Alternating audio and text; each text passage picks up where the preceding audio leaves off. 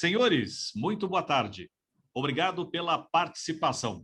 A ABEA e Cotrim Advogados Associados promovem hoje o tema Lei Geral de Proteção de Dados.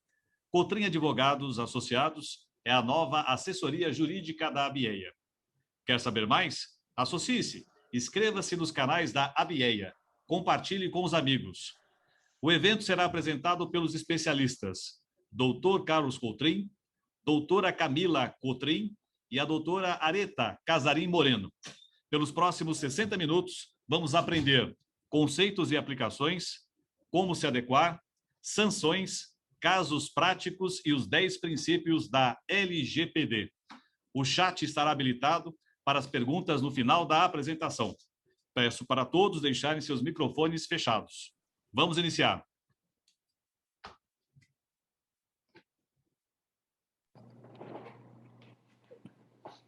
Olá, boa tarde para todos. Agradeço ao William, agradeço à ABEA, com quem nós iniciamos uma parceria esse ano nessa assessoria jurídica.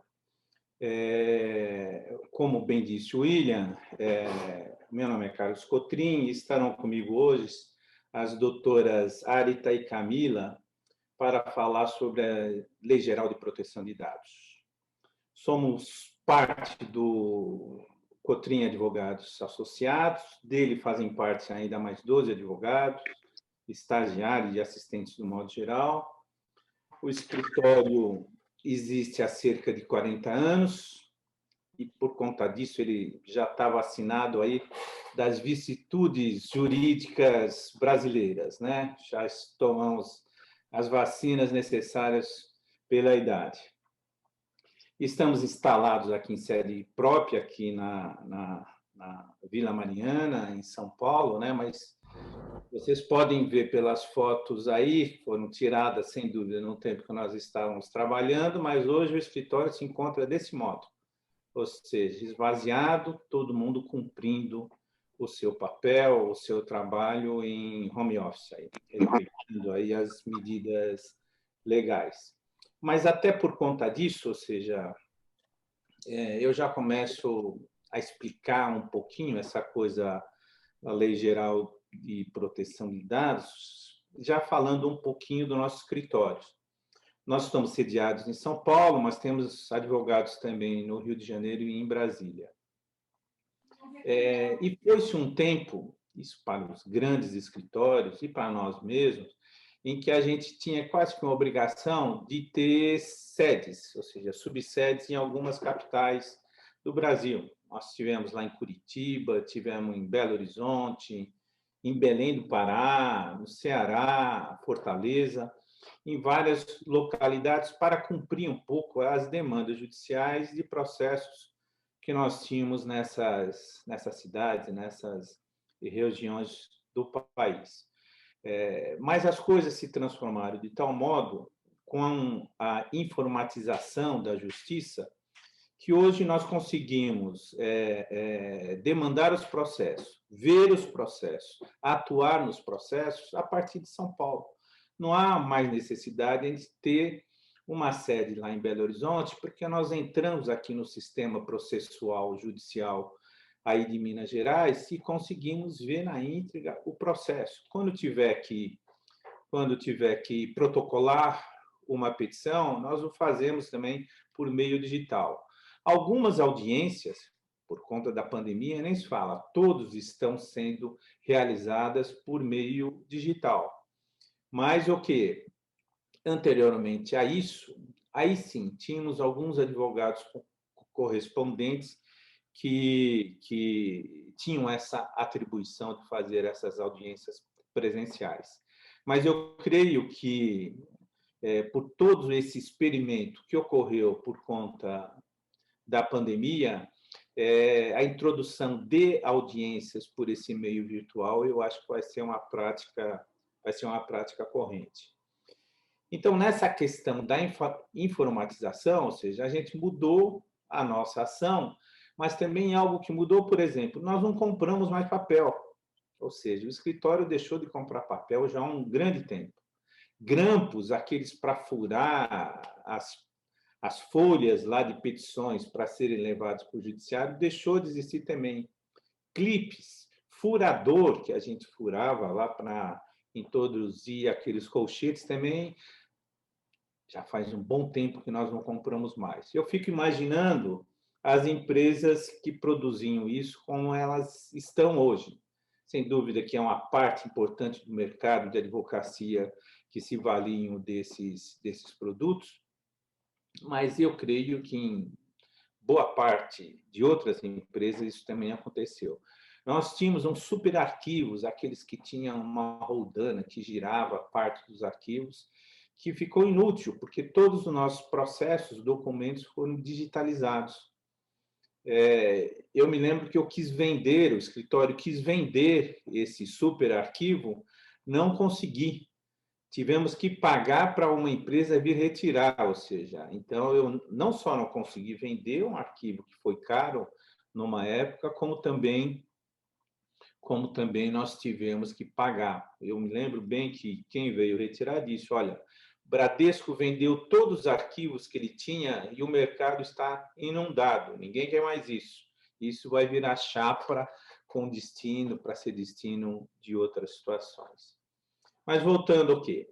Eu digo isso porque vocês podem observar, tendo como exemplo aqui a nossa particularidade, como às vezes, a introdução de ferramentas no mercado mudam a atividade de uma série de setores. E como a lei tem que se aproximar dessas mudanças para regular. E não foi diferente com relação à Lei Geral de Proteção de Dados. Ou seja, ela veio para regular algo que, de fato, começou a acontecer no mercado e que precisava, de certa forma, uma regulação. Voltando a falar do escritório, 90% do nosso trabalho é dedicado a empresas, os mais variados setores, do comércio, da indústria, serviço, construção, comunicação, informática. Nós trabalhamos com rádios, televisões no setor de informática, com a indústria da construção bastante, empresa do setor de vocês também. E para tanto, ou seja, visando dar um atendimento integral de forma ampla a essas empresas, nós atuamos na área tributária, na área criminal até, mas voltada a questões de fraudes praticadas por funcionário, das questões criminais envolvendo a área tributária, algo que há muito tempo a gente faz, que é a contrafação, ou seja, a falsificação de mercadoria, o direito do consumidor, direito autoral, cobranças judiciais e extrajudiciais. Trabalhamos bem na área da recuperação judicial, e é um tema que talvez em algum momento merecesse falar, sobretudo com o advento da nova lei. Responsabilidade civil, trabalhista, previdenciária e até na área da família. Nós trabalhamos para muitos diretores de empresas, funcionários da empresa também, sócios de empresa que às vezes precisam de alguém na área da família. Mas algo que está sendo muito recorrente hoje, que o pessoal da área da família tem se ocupado, é a mudança por parte de alguns empresários do regime de casamento. Antes, a lei não possibilitava isso. Hoje, com a mudança, a alteração do Código Civil, é possível alterar o regime de casamento. E muitos empresários e empresárias, né, estão mudando o regime de casamento como forma de proteção do patrimônio. A gente bem sabe que não é fácil ser empresário no Brasil, né? Justiça do Trabalho, a área fiscal estão aí para perturbar a atividade livre, decente, né? Honesta das empresas. Gente na área como é. Então é algo que tem sido importante também na nossa atividade. E fora essas questões que nós estamos tratando hoje, né, que a área da Lei Geral de Proteção de Dados, com relação a compliance, ou seja, todas essas questões novas que estão aparecendo. Sobre a Lei Geral de Proteção de Dados, ou seja, os nossos legisladores são bem complicados, né? Críticas não faltam com relação a eles. No entanto, cabe destacar que algumas questões elas vêm, mas vêm para contribuir. Então, lá atrás, a lei do consumidor, a lei de a regulação de um modo geral dos meios de informação e a Lei Geral de Proteção de Dados não é uma invenção brasileira. Eu digo isso justamente para tirar o peso que a gente, às vezes, impõe aos nossos legisladores por tantos outros desacertos que eles fazem, né? Essa lei ela vem com boa parte das situações que tem um avanço tecnológico lá dos Estados Unidos, mas foi na Alemanha, em 1978, né, que ganhou corpo e alcançando toda a União Europeia.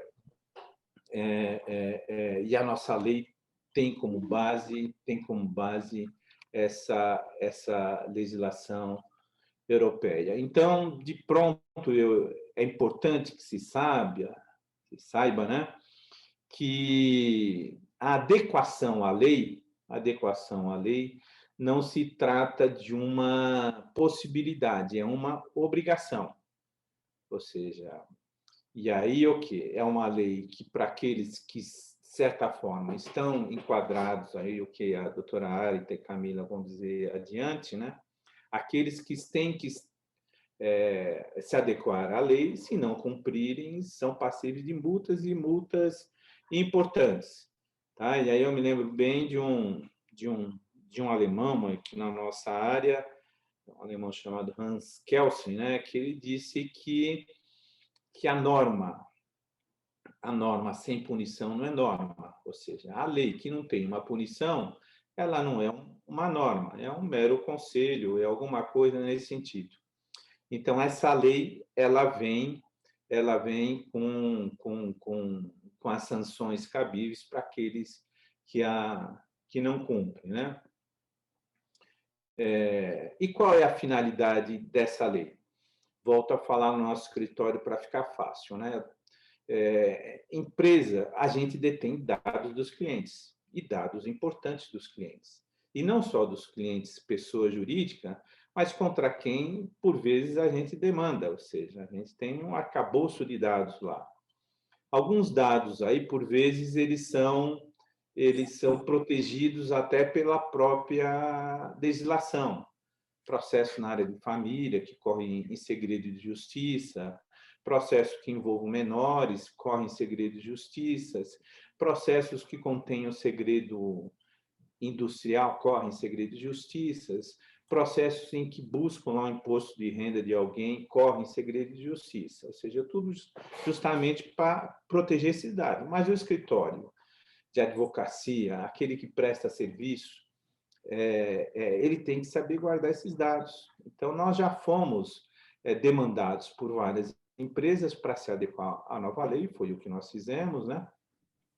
Com vista a essa proteção de dados. E, do mesmo modo, ou seja, empresas de auditoria, ou seja, uma empresa de auditoria que faça um trabalho em uma outra empresa, ela detém lá todas as informações, todos os segredos daquela empresa e das pessoas, sobretudo, né? Das pessoas, sobretudo. Então, guardar esses dados, saber guardá-los, é um pouco que a lei Geral de Proteção de Dados veio trazer. Um exemplo prático que eu dou aqui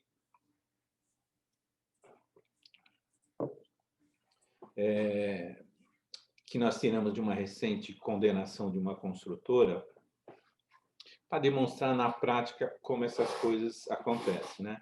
Uma construtora vendeu um apartamento,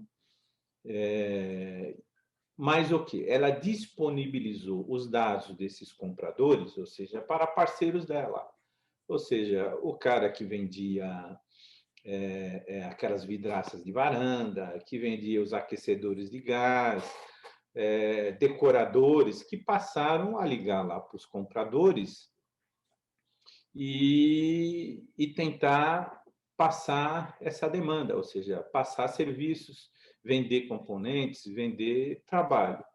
Esses compradores ficaram indignados com esse assédio e souberam justamente disso, coisa recente, né? Que os dados dele tinham sido partilhados, né? Tinham sido disponibilizados para terceiros sem que eles autorizassem. Parece uma situação simples, né? É uma situação que hoje em dia a gente pode encarar que pessoas, como talvez eles, né, que agiram assim, são chatos, né? Leva adiante, mas isso não é simples, né? A nossa sociedade está ficando complexa, né? A complexidade da nossa sociedade leva a isso.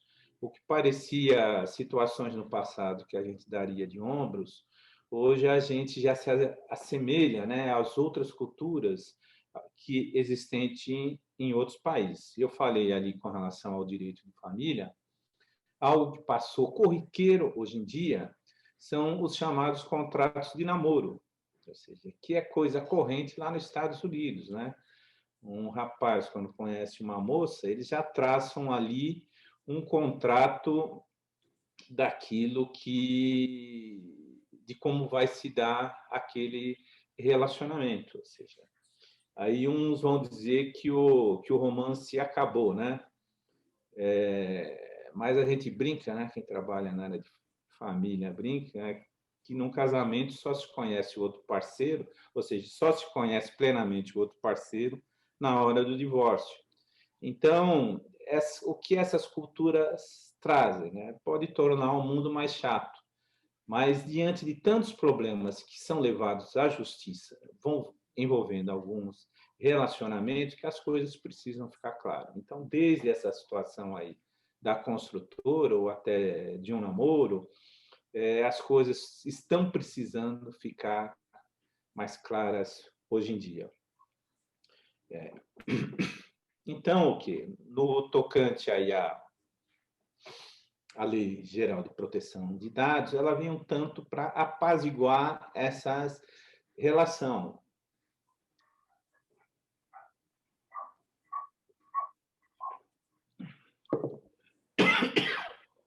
Desculpe. Ela veio apaziguar um tanto essa relação, porque não foram poucos os problemas que passaram a se ter recentemente no tocante à proteção dos dados das pessoas que estão na rede social, de um modo geral. Então, para a Lei Geral de Proteção de Dados, o que é que procura se proteger, né?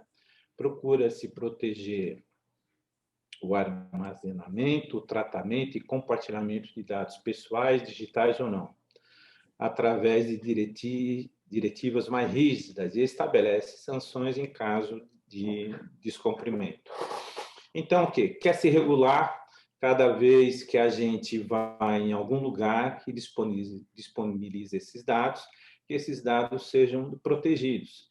E vai-se além, ou seja, em alguma circunstância, se questiona a razão pela qual se estão pedindo algumas informações. Ou seja, para você comprar um remédio na farmácia, há necessidade de você dar o CPF, você vai pagar com cartão? Não há essa necessidade. Como em outras situações, o CPF passou a ser medida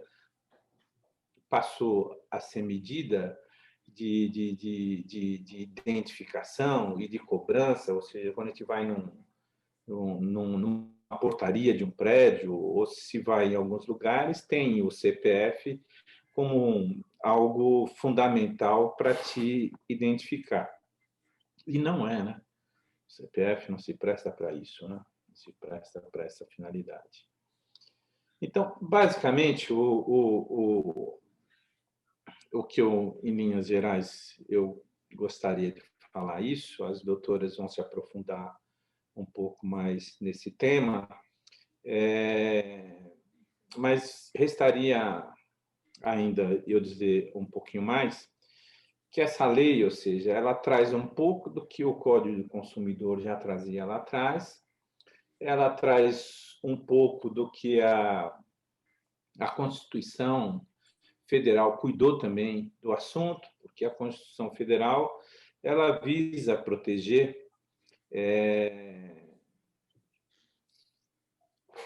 a pessoa nos seus vários aspectos, né? E, sobretudo, a sua privacidade. Ou seja, e por conta disso, o que a Lei Geral de Proteção de Dados veio trazer é especificar, estender, ir aos detalhes do que significa a proteção da privacidade. Então, em linhas gerais, era basicamente isso que eu teria que dizer e deixo aí para a doutora Camila e a Areta complementarem o assunto.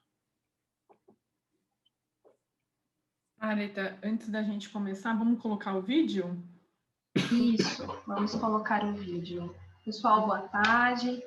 Nós vamos dar continuidade aqui, então, às falas do Dr. Carlos Cotrim.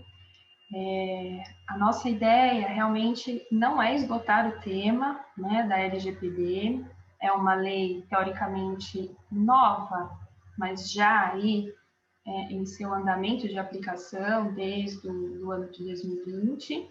E o que nós procuramos trazer aqui é um pouco de conceito, um pouco da prática, não é mesmo? Nós estamos nos aprofundando nos estudos e verificamos que todas as pessoas seguem realmente esse mesmo caminho. Ainda não se tem uma autoridade nacional sobre o tema, que diga sobre o tema.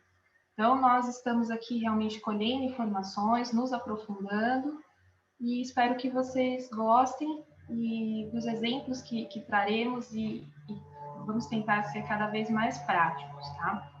Para dar sequência, então, na nossa apresentação, a gente trouxe um filminho que nós vamos passar muito rápido, de alguns minutos. Muitos acredito que já devem ter visto na televisão, mas é assim que nós vamos dar continuidade à nossa palestra.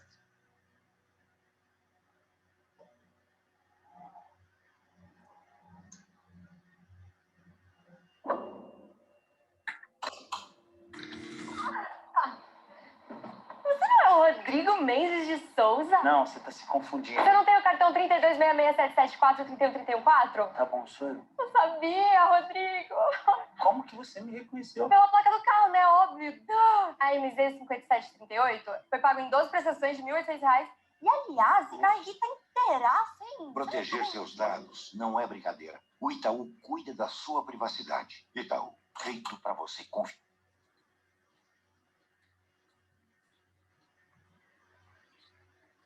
Então, o que acharam desse vídeo? Ele é um tanto quanto assustador, não é mesmo? E é claro que a gente trouxe, né? É uma campanha que o Itaú vem fazendo. E esse é um vídeo recente, inclusive dos últimos dias. Antes desse, já estava passando na televisão um outro vídeo, onde eram dois rapazes e um abordava o outro também, com a mesma especulação, falando de dados, falando de informações, assim, como se fosse um livro aberto, como se tivesse realmente o conhecimento, e tem, né? É claro que esse comercial ele acaba sendo uma brincadeira em relação aos números em si, mas o que nos chama atenção e o que nós gostaríamos de passar para vocês é que realmente a lei, ela, além de ser válida, ela realmente visa proteger todos esses dados, tá? Então, eu vou fazer aqui uma breve introdução e depois a gente vai aprofundando um pouquinho em cada tema, até porque o nosso tempo também é curto, mas a gente vai tentar aqui explorar um pouco e tentar sanar um pouco das dúvidas, tá ok?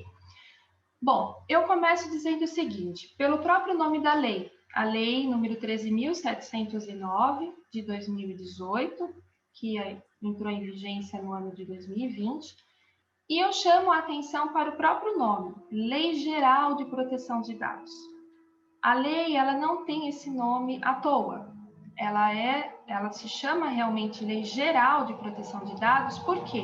Porque ela não é setorial. Ela não é para determinadas áreas, ela não é para determinadas funções, ela é para todos. É uma lei geral de proteção de dados. Então, ela não é para o direito do trabalho, ela não é para o direito econômico, ela não é para atividade econômica X, Y, Z, para uma construção civil, para uma empresa de transportes. Não, ela é para todos. Tá? Então, não é à toa que ela tem esse nome. E ela surgiu, é claro que no Brasil, um pouco a passos mais lentos, mas isso já existia lá na União Europeia, que é de onde surgiu realmente a lei, que lá é chamada de GDPR. E por que isso? Porque o norte-americano, né, os estrangeiros, realmente sempre tiveram muita preocupação com relação aos dados. E esses dados, com o tempo, eles passaram a representar o quê? Valores. Então, dados hoje em dia, nós sabemos que por conta dos algoritmos, eles representam dinheiro. E por conta disso, começou aí uma corrida desenfreada de quem tem mais dados de quem, e isso ser transformado em dinheiro. E nós sabemos que tudo que gira em torno de dinheiro tem que ter uma proteção, né? Então, isso veio justamente para quê? Por conta dessa corrida desenfreada, por conta dessa proteção dos dados, dessas informações, que hoje em dia nós podemos ter a nossa vida exposta na internet, seja pelas redes sociais, pelo Facebook, pelo Instagram, pelo LinkedIn, né? É claro que só se consegue ter o acesso a partir do momento que nós trazemos as informações para essas redes sociais, né?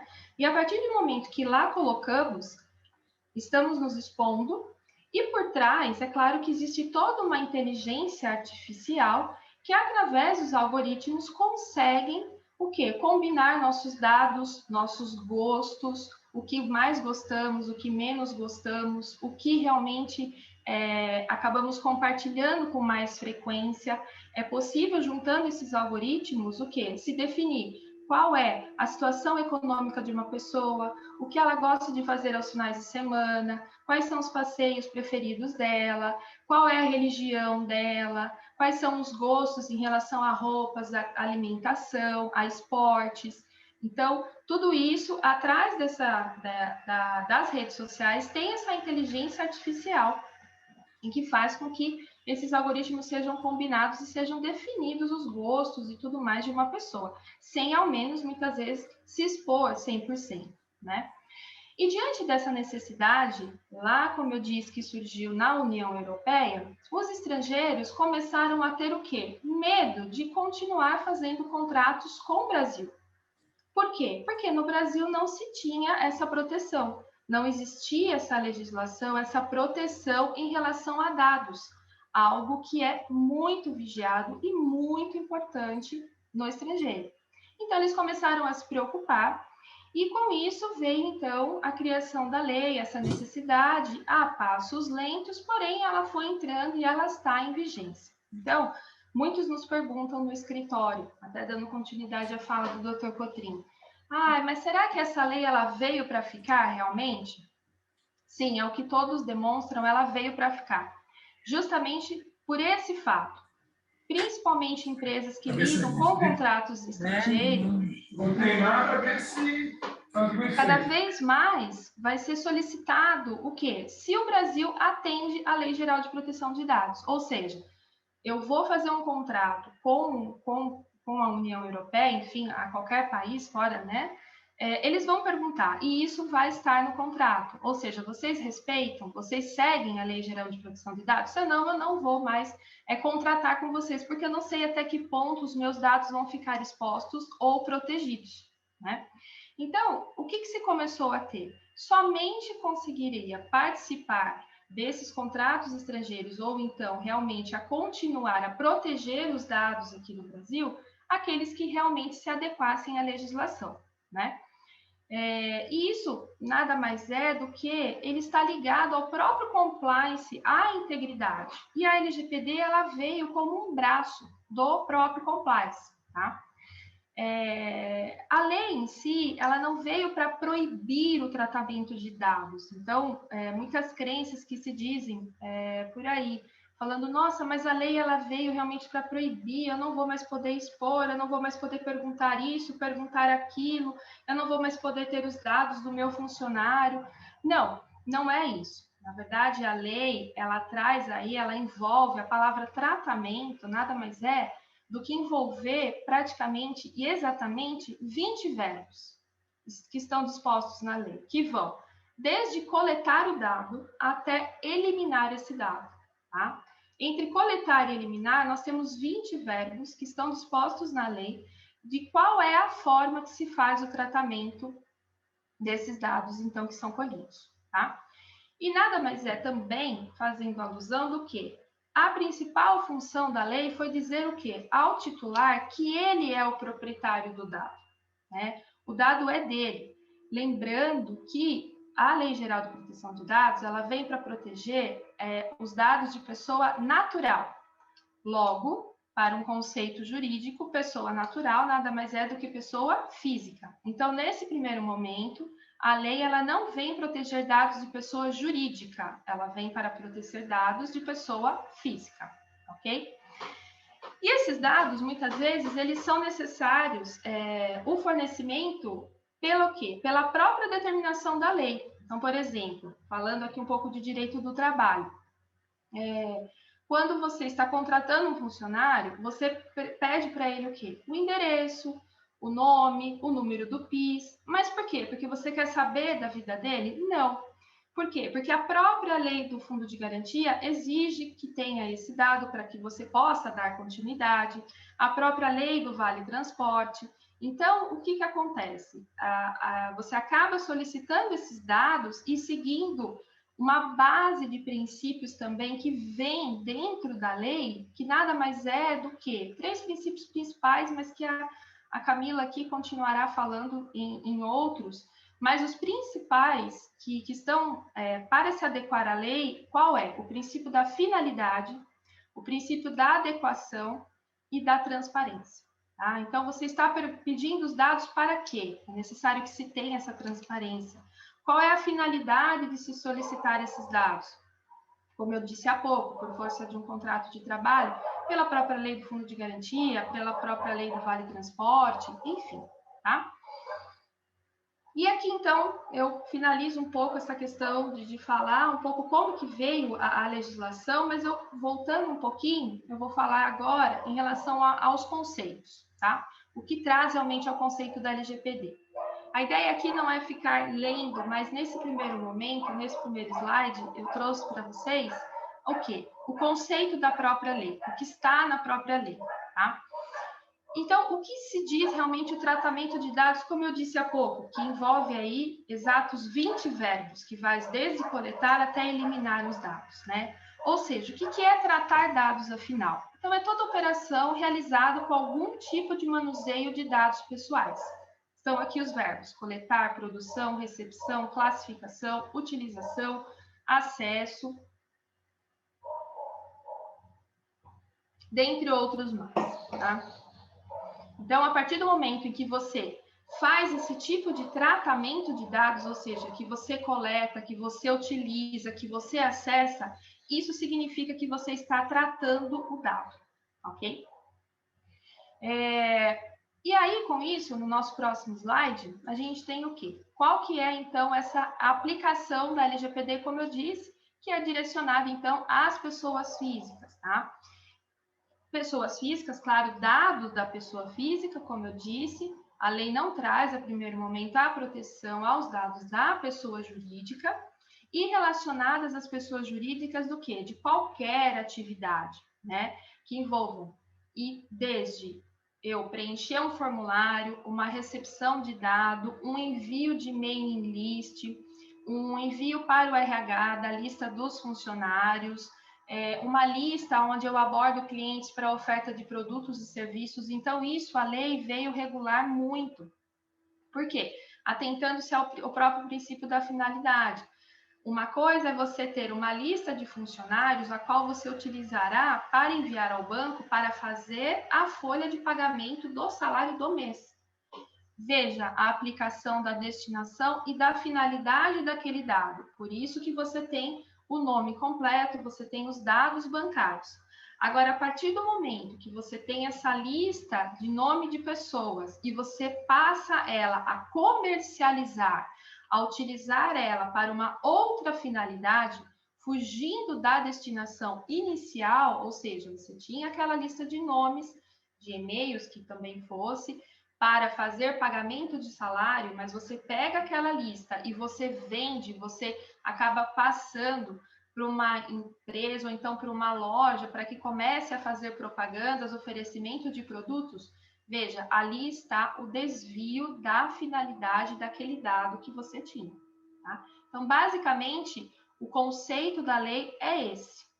É proteger aquele dado que você recebeu e utilizar tão simplesmente para aquela finalidade. Tá? Continuando, então, nós temos aqui também a questão da... Nosso próximo slide. Como que eu faço para implementar, então, essa legislação na empresa? Tá? Tudo isso, o que acontece?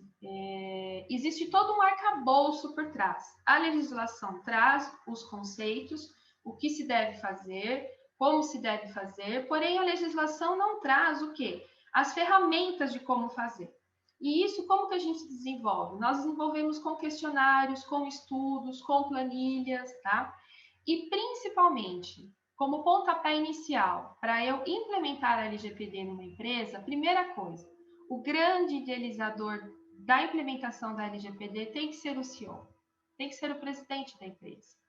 É como se utilizasse os princípios básicos do compliance, ou seja, o exemplo tem que vir de cima. O diretor, o presidente da empresa tem que querer isso, né?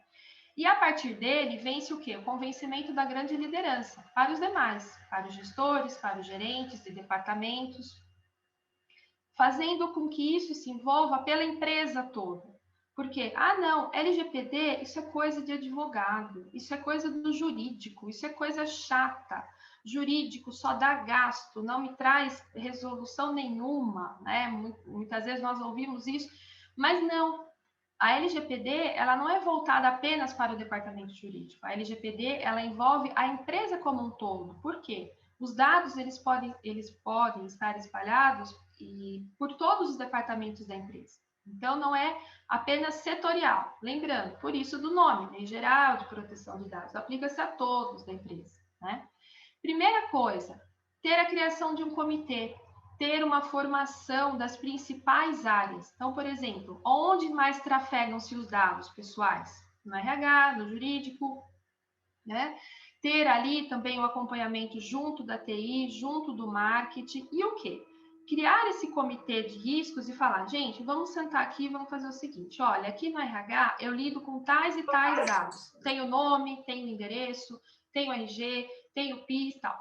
Se isso vazar, se vazar essa informação, se esse dado não for tratado como deve ser de acordo com a lei, o que isso pode me gerar?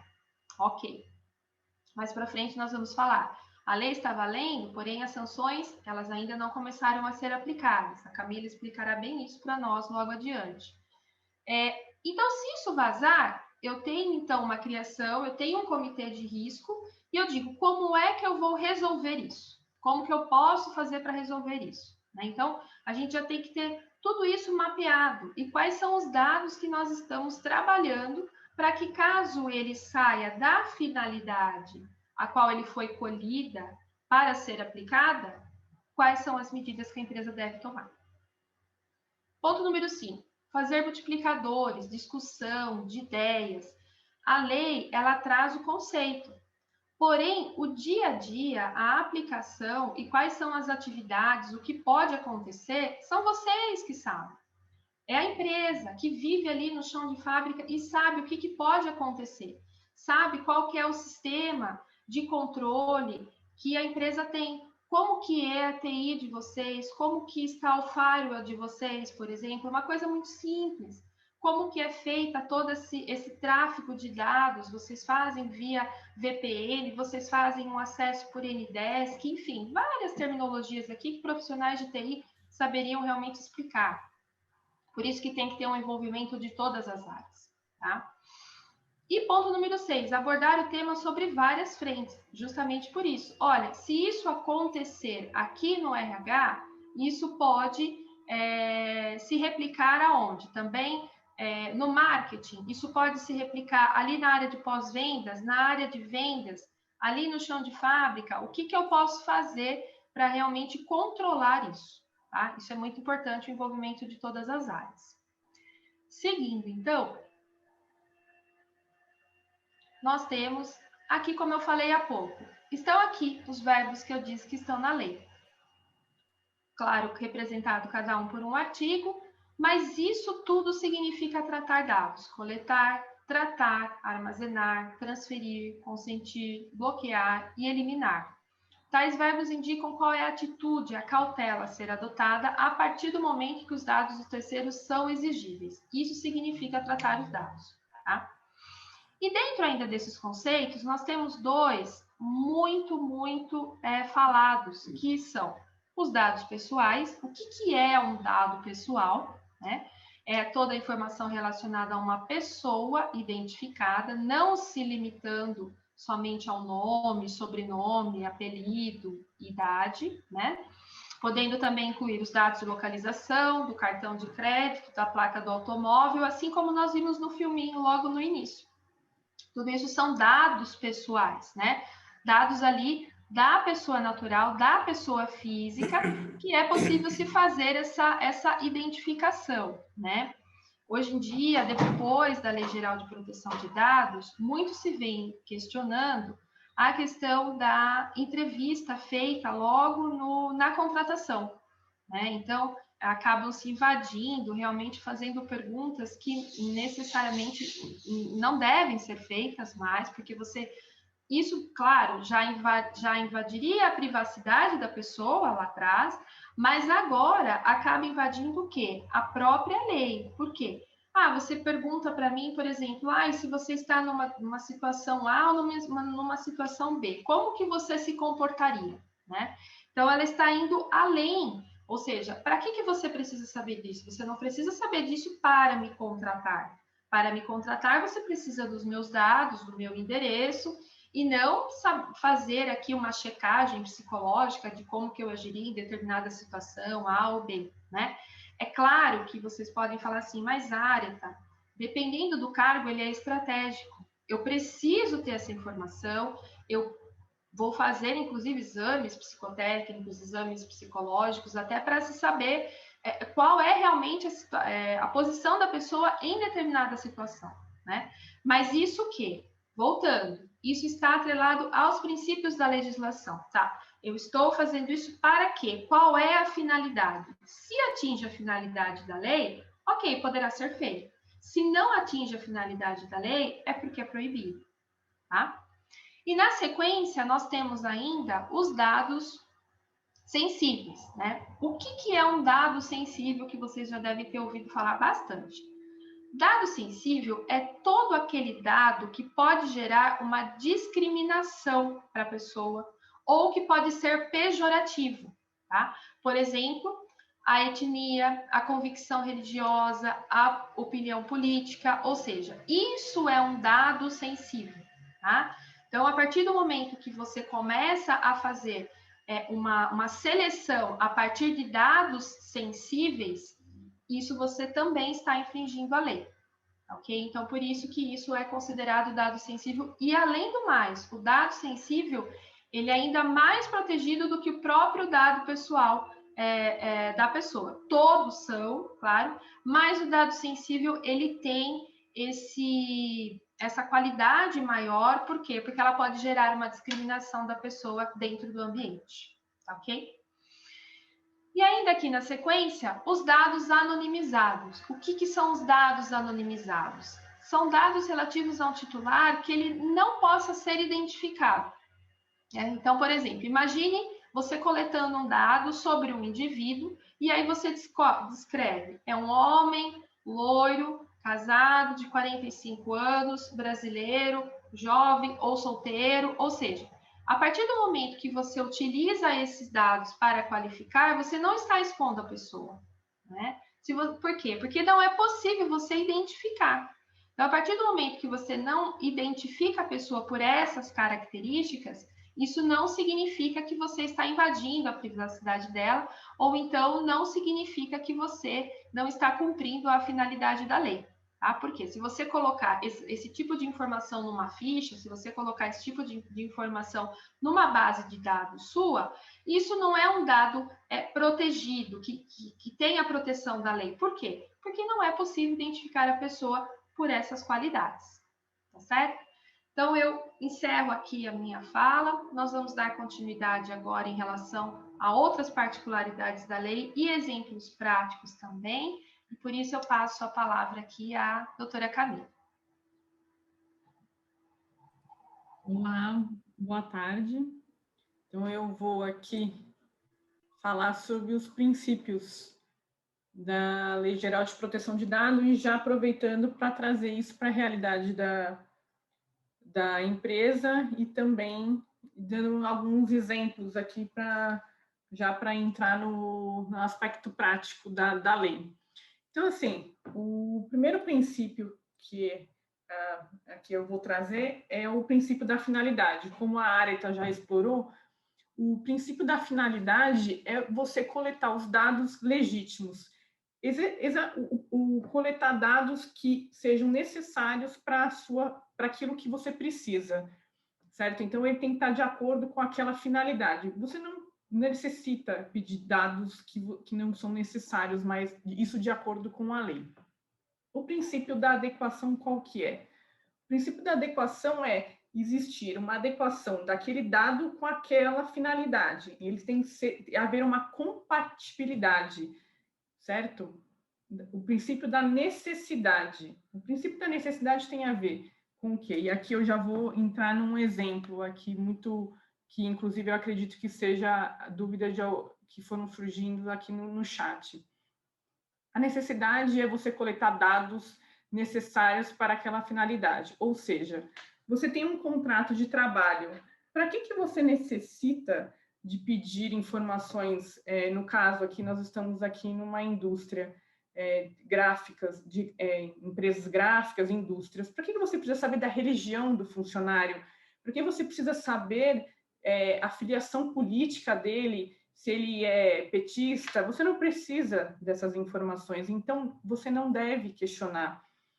Muito se fala também que se é necessário você perguntar no momento da entrevista do funcionário aonde ele reside, porque talvez essa informação pode ter um caráter discriminatório, porque se essa pessoa morar muito distante da empresa, você não vai contratar ela. Então, quantos filhos a pessoa tem, se ela tem experiência, qual é a função que ela quer exercer dentro da empresa, a sua formação acadêmica, idade, o gênero. Isso são informações que não são necessárias serem questionadas numa entrevista de trabalho para um contrato de trabalho numa empresa, numa indústria. Mas aí o quê? Você me pergunta, mas Camila, tem empresas que questionam. Tem empresas que questionam a religião do funcionário. Sim, em alguns casos, isso é válido. A gente vê muito escola católica, apenas admitir empregados que sejam católicos, professores que sejam católicos, porque isso está de acordo com a ideia, com a identidade daquela empresa, daquela escola. Mas para uma indústria, para uma empresa de gráfico, você não precisa saber, não há essa necessidade, não há essa finalidade, não existe adequação entre esse dado e aquilo que você destina num contrato de trabalho. Então, isso precisa ser superado. Quais são os dados que a gente precisa? Foi aquilo que a Arita falou, o número do PIS, o número da carteira de trabalho, o RG, o CPF. E para que eu preciso desses dados? Porque eu preciso fazer um contrato de trabalho, porque eu preciso cadastrar ele no e-social. Então, existe a necessidade de você coletar esses dados. Do contrário, não havendo a necessidade, não se questiona. Então, o princípio da necessidade, ele está atrelado a esse conceito da minimização dos dados. Você pedir os dados, o mínimo de dados, só aquilo que é realmente necessário. Até porque, como existe agora essa necessidade de você controlar os dados, de manter protegidos os dados, quanto menos dados você tiver, melhor é para a empresa. Porque se o vazamento, você evita vazar dados que você nem sequer precisaria ter questionado, certo? O princípio tem um princípio seguinte aqui, que eu estou vendo aqui, passou aqui, tem o princípio do livre acesso. Além de você coletar dados, observando a finalidade, a adequação e a sua necessidade, você precisa manter os dados de forma livre. O empregado ou qualquer outra pessoa que queiram ter acesso a esses dados, eles precisam ter, de forma simples e fácil. Princípio da precisão. Os dados coletados, eles precisam sempre estar atualizados e corretos. Por quê? Isso atende ao princípio do livre acesso e também o próximo que a gente vai ver, que é o princípio da transparência. Os dados, o funcionário ou qualquer outro fornecedor, ou qualquer outra empresa que vocês se relacionem, eles vão ter acesso a esses dados de forma transparente e livre. Então, os dados que vocês coletam precisam estar corretos, precisos, para não gerar, inclusive, informações falsas das pessoas, ou mesmo de contratos e de fornecedores. Então, vamos aqui no próximo aqui. Aí, eu vou entrar aqui eu vou juntar 3 princípios que, na minha opinião, eles se conversam, que é o princípio da segurança. Deixa eu voltar aqui o princípio da segurança, o princípio da prevenção e o princípio da responsabilidade. O que é o princípio da segurança? Eu acredito que foi o Elton que perguntou, como é que eu faço para assegurar que os meus funcionários não informem, não passem dados para outras pessoas? A gente vive na era dos dados, né? A gente fala muito da revolução 4.0, da indústria 4.0, eu acredito que vocês já tenham falado. O que manda no jogo atualmente, nós estamos na era da informação. E existe realmente ataques, e eu acredito que com toda essa política de proteção de dados que vai se exigir, que as empresas vão sofrer ainda mais ataques, sequestro de dados, tentativas de invasão. Então, a empresa precisa se preparar para assegurar que isso não aconteça. E como é que você assegura que isso não aconteça? Tendo um bom técnico de segurança, que é um TI, a empresa não pode ter um software pirata, ter os seus computadores sem um antivírus, tem aquilo que a área está falando, uma VPN. Isso é o básico da segurança. Mas, além disso, será que os dados eles só podem ser expostos para as pessoas apenas por meio de ataques virtuais? O que a gente vê muito nas empresas, que a maioria dos dados eles escapam, os problemas vêm dos próprios empregados. Então, o que vocês fazem para assegurar quem acessa os dados, quem acessa a folha de pagamento da sua empresa, quem acessa os dados da empresa? A Arita comentou sobre os dados pessoais sensíveis. O que são dados pessoais sensíveis no contrato de trabalho? Para o controle de ponto, para vocês controlarem a jornada de trabalho dos seus empregados, muitas das empresas, acredito que a maioria hoje utiliza a biometria. A biometria, a impressão digital, ela é um dado sensível. E aí eu questiono, o que é feito com os dados da biometria dos funcionários? Existe uma segurança? Quem acessa os dados, o controle dessa jornada? Então, o quê? E aí a empresa precisa fazer. Então, o que ela faz? Ela tem um sistema de segurança informatizado totalmente seguro, com essas informações protegidas por senhas. Só algumas pessoas dentro da empresa que têm acesso a esses dados sigilosos, sensíveis, mas também o funcionário, ao entrar na empresa, ou aqueles que já estão na empresa, precisam assinar um termo de consentimento, um termo de adequação à norma, no sentido do quê? Se aquele dado que ele está tendo acesso for violado, se ele repassar aquele dado ou utilizar ele para outra finalidade, ele vai sofrer as sanções. E que sanções? Não só as sanções previstas na relação contratual, podendo ser mandado embora por justa causa e responder, inclusive, a processo em razão dos prejuízos que a empresa pode ter em razão da violação e desse dado ter fugido, escapado da segurança da empresa. Então, a empresa precisa montar essa segurança, jogar essas informações relativas a pagamentos, dados de biometria, de controle de pagamentos em pastas criptografadas, é o que está se fazendo muito, tirar o papel, tirar esses arquivos de papel, onde tem pastas dos contratos, de folhas de pagamento, de arquivos físicos e transformar isso numa nuvem, jogar isso num arquivo criptografado para ninguém ter acesso ou algumas pessoas escolhidas pela empresa que tenham acesso. E o quê? Visando aqui o princípio da prevenção, as medidas preventivas que a empresa vai adotar para evitar danos aos titulares. Então, a empresa toma todas as medidas de segurança, de prevenção, e isso atende ao princípio da responsabilidade. A empresa adotou todas as atitudes, todas as medidas para evitar que a ocorrência de um incidente de segurança. E se um incidente de segurança de uma informação escapar, ela sabe o que fazer, ela sabe o momento que esse dado saiu do seu controle, e aí entra a figura do DPO ou até do jurídico para estancar e evitar que um dano maior aconteça.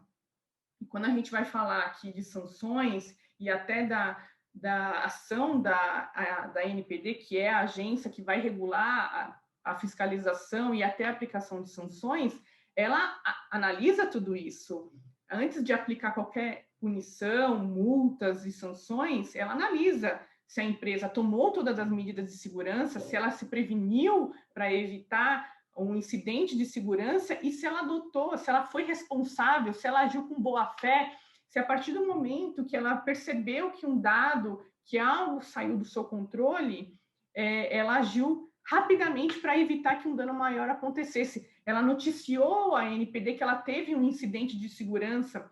A gente percebeu notícias nos últimos tempos de que várias empresas acabaram sendo invadidas e vazaram CPFs de milhares de pessoas. Então, o que foi feito para prevenir? O que foi feito? Que medidas que essas empresas tomaram para que isso não acontecesse? Quem ficou sabendo que esses dados foram violados? Foi a própria empresa que noticiou que, olha, aconteceu um incidente de segurança? Então, tudo isso é analisado, inclusive na eventual aplicação de multas e de sanções. Aqui, o último princípio aqui, que eu juntei esses três, é o princípio da não discriminação. Toma muito cuidado ao solicitar dados para que isso não tenha um cunho discriminatório. Então, isso atende muito à questão do princípio da necessidade, da finalidade, de não se solicitar dados sem a devida necessidade, para isso não ser observado e visto como um ato ilícito e até mesmo abusivo. Vamos passar aqui.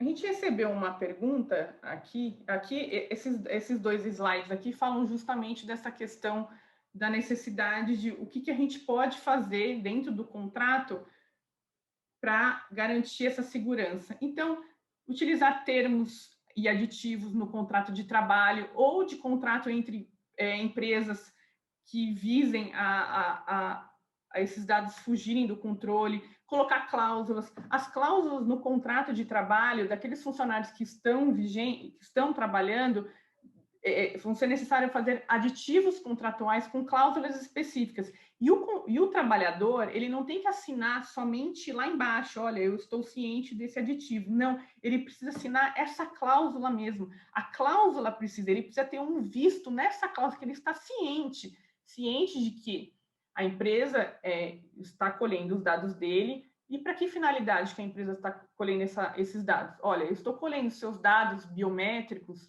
a sua impressão digital, porque eu preciso controlar a sua jornada de trabalho. É uma segurança para ambas as partes. Eu preciso saber o horário que você entra, o horário que você vai almoçar e o horário que você vai embora, porque a lei trabalhista me exige, porque se você extrapolar esse horário, é devido a hora extra. E da mesma forma, isso é uma maneira de segurança, para você não vir aqui daqui a uns anos falar que você trabalhou até as 11 da noite e eu ter aqui um relatório que diz aqui que você trabalhou até as 18. Então, existe uma necessidade, uma finalidade para eu ter esses dados. Mas olha, coloco aqui na cláusula para você que eu estou coletando esse seu dado sensível, mas esse dado ele vai ser armazenado num local criptografado, ninguém vai ter acesso, só o DPO, só o CEO, só o administrativo vai ter acesso, vai ser protegido por senha, ninguém vai ter, que não seja responsável por essa área, vai ter acesso. E quando você for demitido, eu vou guardar esses dados por X anos e depois eles vão ser deletados. Então, isso são para as pessoas, aditivos contratuais para as pessoas que estão trabalhando. E contratos novos, pessoas que estão chegando, observar na fase pré-contratual as perguntas e os dados que vocês vão questionar e inserir nos novos contratos as cláusulas de confidencialidade, de compromisso de não vazar dados e que o quê? Os dados que a empresa vai utilizar vão ser armazenados e tratados para evitar qualquer tipo de incidente de segurança. E aí, o que falando nessa questão de finalidade, de princípios, a gente entra nessa questão do DPO. Quem é o DPO? O DPO é o responsável, é o cargo do momento, é a profissão do momento, né? É o profissional que as empresas vêm buscando justamente para auxiliar ela nessa proteção, nessa verificação dos dados, nesses tratamentos de dados, de acordo com a Lei Geral de Proteção de Dados. O DPO, ele pode ser um funcionário treinado pela empresa. Hoje a gente vê muitos cursos treinando pessoas para assumir essa figura do DPO. Ele pode ser um advogado, como ele pode ser um profissional de TI. A gente ouve muito falar que a mistura, né, de um advogado, que entende muito de informática, é a pessoa ideal para ajudar a empresa a tratar esses dados e aconselhar de forma totalmente autônoma nesse processo de avaliação de riscos de segurança, o que a empresa precisa fazer, o que tem que ser controlado, onde é o risco aqui. Olha, aqui vocês têm um software aqui que pode complicar a gente tem um risco aqui de segurança muito grande. Então, olha, a gente está coletando esses dados aqui dessas pessoas totalmente desnecessários, a gente precisa abaixar esses dados, a gente precisa deletar esses dados. Como é que a gente vai fazer isso? Então, essa figura aqui é muito importante para a empresa. Mas ele precisa ser funcionário da empresa? Ele não precisa ser funcionário da empresa, ele pode ser um terceiro. A empresa pode contratar uma pessoa ou até mesmo uma empresa para fazer essa figura do DPO. Tá? Então, aqui são as atividades do DPO, né, que é aceitar reclamações, comunicação dos titulares, prestar esclarecimentos. Ele vai receber comunicações da autoridade nacional. A autoridade, como eu falei, ela não existe, ela está sendo formada, certo? A gente só vai começar a ver mesmo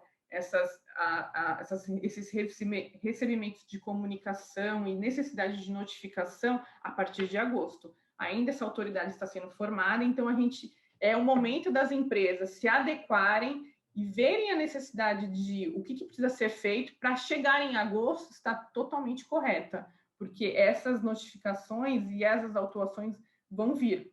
Então, o DPO, ele orienta os funcionários, ele vê os contratos com as entidades, o que precisa ser feito para tomar decisões com relação à proteção de dados, executar demais atribuições determinadas pelo controlador e estabelecer as normas complementares.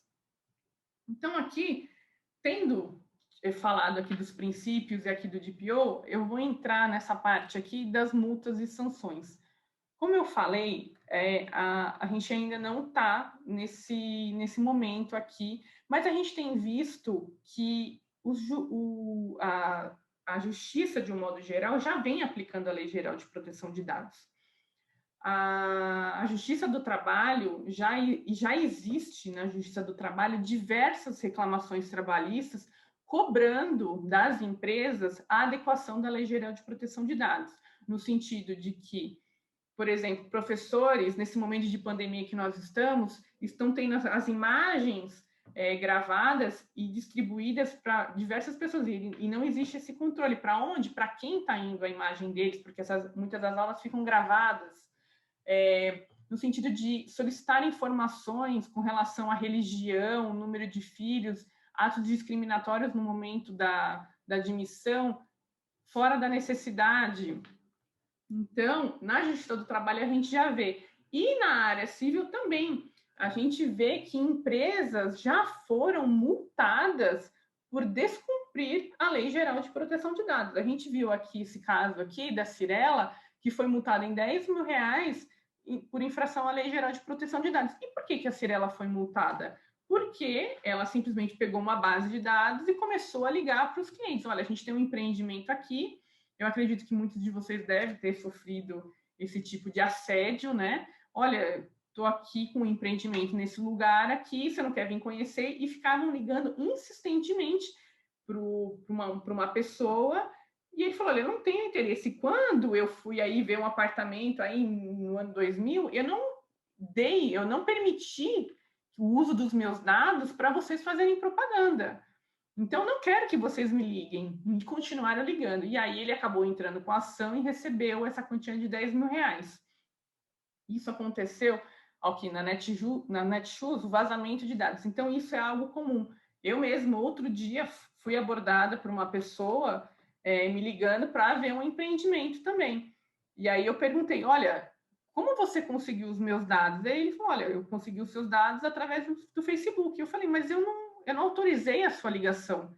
Eu não autorizei você usar os meus dados para você me ligar e fazer uma propaganda. Então, você retire os seus dados da sua base e não volte a me ligar, porque senão eu vou acionar o judiciário e vou pedir a aplicação da Lei Geral de Proteção de Dados. Então, é isso. Então, é uma lei que pegou, é uma lei que veio para ficar mesmo, e a empresa precisa se adequar. Mas aqui eu estou falando de multas, eu estou falando que o judiciário já vem aplicando a Lei Geral de Proteção de Dados, tanto na esfera civil como na trabalhista, mas uma coisa que a gente vê muito é que a questão não vai ficar só na parte das multas. Na era da informação, na era da publicidade, uma das piores multas, uma das piores sanções que podem ter é a exposição da empresa, é expor a empresa como uma empresa que não está de acordo com a Lei de Proteção de Dados. Na Lei Geral de Proteção de Dados, existe a possibilidade de não se aplicar multa, mas sim de aplicar a sanção da empresa expor que ela violou a Lei de Proteção de Dados, e isso fica exposto para de modo geral, público, que essa empresa infringiu a lei. Então, a gente viu no passado recente problemas de empresas que ficaram na Lava Jato.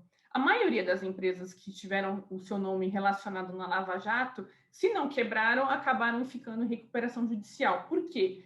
Foram empresas mal vistas, que acabaram sendo mal vistas, porque são empresas que estavam de acordo com a lei, empresas corruptas, e aí você percebe como é importante esse caráter da empresa se aparecer como uma empresa que segue as normas, que está, como a Arita falou, do compliance, em conformidade com a lei. Por quê? Uma empresa que segue a Lei Geral de Proteção de Dados, assim como qualquer outra, é uma empresa responsável, é uma empresa que está de boa fé, é uma empresa que está interessada em se adequar, a seguir a legislação, é uma empresa que está mundialmente, está conectada ao mundo, porque isso é o novo. Nós estamos na Revolução 4.0, esse é o novo. Então, quando a gente fala de multas, a gente não está falando só de dinheiro, nós estamos falando da exposição da empresa mesmo, e isso pode ser tão letal quanto o pagamento de uma multa milionária. Tá? Era isso que eu queria falar, eu vou parar aqui um pouco de compartilhar a tela, para a gente ter uns minutinhos aqui para a gente ver as perguntas. Vamos, Arita? Vamos sim. Vamos ver as perguntas aqui. Eu não consigo ver? Não, eu vou parar de compartilhar aqui, então. Tá certo. Ver, tá? Uhum. A nossa primeira pergunta aqui.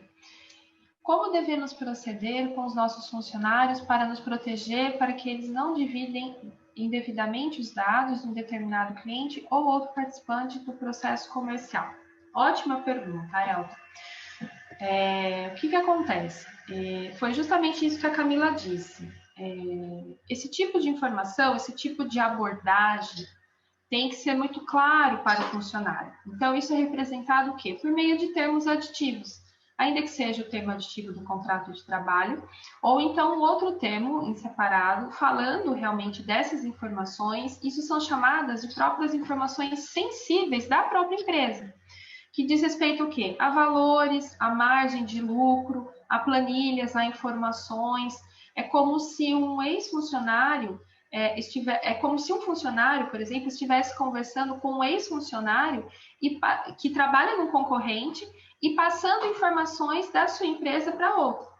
Então, isso realmente também é protegido pela própria legislação. E como se assegurar disso? Olha, realmente fazer um termo que fique muito bem claro que esse tipo de vazamento de dados, o funcionário ele pode responder de forma civil e criminal também. Então, que ele não pode fazer isso sob pena de responder por sanções, mas para que isso seja depois cobrado pela empresa, precisa primeiro ser passado para o funcionário, ele tem que ter um termo assinado, né? Então, muitas empresas, às vezes, lá na frente, querem cobrar algum tipo de indenização, ou então cobrar algum tipo de responsabilidade do funcionário, mas antes acabou não passando a informação para ele, né? Então, ele tem que ter ciência. E como que você tem ciência? Por escrito, não é falado, não é um simples e-mail, é uma coisa um pouco mais séria, para que depois você possa cobrar lá na frente algum tipo de providência, tá? E sem falar, né, Arita, a partir do momento que se tem isso para o escrito, né, num contrato, né, uma cláusula específica, o funcionário que viole, ele pode ser mandado embora por justa causa, né? Isso mesmo, bem lembrado, é isso mesmo. O Elton perguntou também aqui o que fazer quando uma empresa obtém o seu dado e fica te oferecendo. Foi exatamente o exemplo que eu dei, que outro dia me ligaram. Você informa no momento da ligação ou do contato que você não tem, você não disponibilizou seus dados para essa finalidade, que ele não tem o direito de te ligar, que ele está violando uma lei, e que se ele insistir nesse contato, você vai poder acionar o judiciário. Como esse caso da Cirela, a pessoa ganhou uma indenização de R$10 mil. E isso serve não só para telefonia móvel, para essas empresas de construtora, esse caso da Cirela, esse que meu caso também foi uma construtora. E então, naquele momento, propagandas de e-mail, a mesma coisa. As empresas, vocês, quando fornecerem, as empresas que fornecem propaganda de produtos, sempre precisa ter no final do e-mail aquele opt-out, aquela possibilidade de você não receber mais aquele e-mail de propaganda. Então, as empresas precisam fornecer isso, e se você está recebendo esses e-mails e não tiver, você pode mandar um e-mail falando, olha, vocês estão me importunando com uma propaganda, eu não disponibilizei meu e-mail, meus dados para essa finalidade de receber propaganda, então, por gentileza, exclua o meu e-mail dos seus dados, suas bases de dados, porque eu não quero mais receber isso. E isso que é interessante. A Lei Geral de Proteção de Dados, quando a gente fala que ela veio para proteger o cidadão, é justamente disso. Não só proteger o seu dado de violações, para ser utilizado para qualquer outra coisa, mas de ser importunado. Eu sou uma pessoa que me incomoda muito de ser interrompida no meu horário de trabalho, com ligações fora de horário, recebendo propaganda que eu não tenho interesse. Se eu tiver interesse, eu vou atrás. Eu não disponibilizei meu dado para isso, então você pode reclamar. É isso mesmo. E a forma de vocês protegerem é como a Camila disse. Respondam dizendo, eu não autorizei, eu não quero mais receber, por favor, retire meu dado da sua base de dados, sob pena de buscar as medidas judiciais cabíveis. Assim, não vamos falar que temos certeza, né, Camila? Mas é muito provável que você não receberá mais um contato desse, né? Porque eu, quando reclamei, exatamente assim, eu nunca mais recebi. Exatamente. Né? Dando continuidade aqui nas questões, também, uma ótima pergunta. Quando fala em relação a antecedentes criminais. Então, quer dizer que eu não posso mais pedir antecedentes criminais para fazer a contratação? Pode como? Em quais modalidades, em qual conjuntura, né? A depender da profissão a ser desempenhada. não é mesmo? Existem profissões em que a própria legislação permite que sejam solicitados antecedentes criminais. Por exemplo, em relação a domésticos, em relação a cuidadores de idosos, em relação a pessoas que lidam, vigilantes, que lidam realmente com segurança patrimonial, que envolva dinheiro. Então, algumas profissões é permitido sim, e aí que entra a aplicação da lei fazendo um relacionamento com os princípios que a Camila disse. Por que, então, que eu posso pedir? Por quê? Porque você está atingindo a finalidade da lei. Então, para eu contratar um vigilante, a lei me permite que eu exija um antecedente criminal. Então, é possível. Olha, mas então por que você está exigindo? Porque a lei me permite, eu estou cumprindo a finalidade. Olha o princípio da finalidade. Eu estou cumprindo a finalidade da lei, onde ela me permite que eu solicite um antecedente criminal. Agora, eu não posso simplesmente solicitar antecedentes criminais para qualquer outra profissão em que a lei não permita, assim não diga. Mas eu quero pedir porque eu quero saber... Por que você quer saber da vida da pessoa? Porque você desconfia dessa contratação? Porque você não sabe o problema que ela pode te gerar futuramente? É justamente isso que a lei veio coibir. Você não precisa saber além daquilo da pessoa. Por quê? A partir do momento que você sabe e você tem essa informação e essa informação é vazada, você vai ter que provar o porquê que você solicitou esse dado. E se esse dado não atingiu a finalidade da lei, é onde vem a questão das sanções, da penalização. E daí você vai se explicar assim, eu solicitei porque eu queria, não tem um motivo plausível, eu não atingo uma finalidade na lei não dizia porque precisava, na lei não permitia. Então, essa agência nacional, a ANPD, como a Camila disse, que ainda não foi criada, provavelmente ela aparecerá lá em meados de agosto desse ano, é tudo isso que depois ela vai questionar. Dando sequência, o que mais ali, Camila? Perguntou se pode se perguntar sobre experiência. Sim, você pode perguntar se o funcionário tem experiência, normal. Isso atende à questão da finalidade. Olha, eu preciso saber se ele tem experiência justamente para exercer o cargo X, a função Y. Então, sim, pode-se perguntar a respeito da experiência do candidato no momento da contratação. Isso. Temos uma outra questão também em relação à formação do DPO. O DPO, ele precisa ter uma formação em TI? Não necessariamente. Ele não precisa ter uma formação em TI, ele não precisa ter uma formação jurídica. O que se exige de um DPO?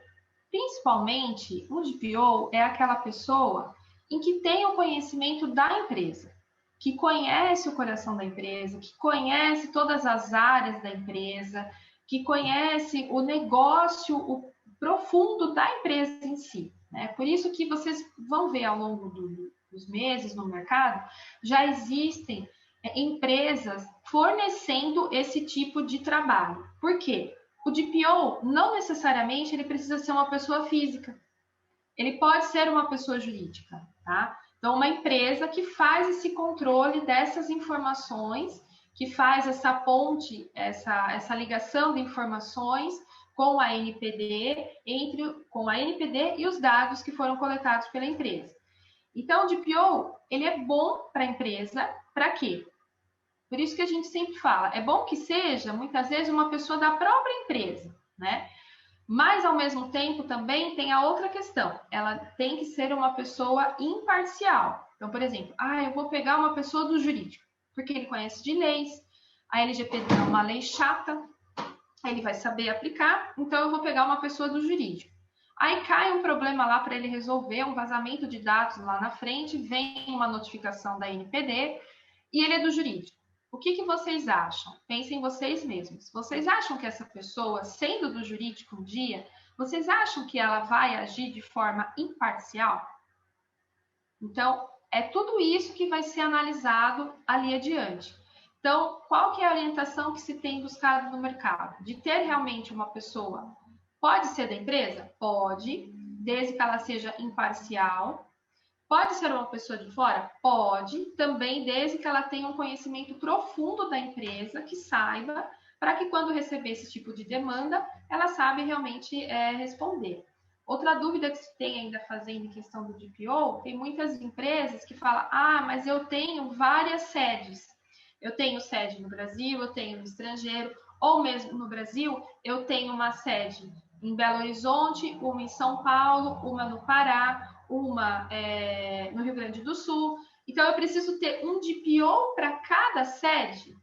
Não necessariamente. A lei não traz essa obrigatoriedade. O que ela traz pode ser apenas um DPO, um representante para todas as empresas do grupo, tá? Mas desde que conheça a fundo e tenha todas as informações da empresa.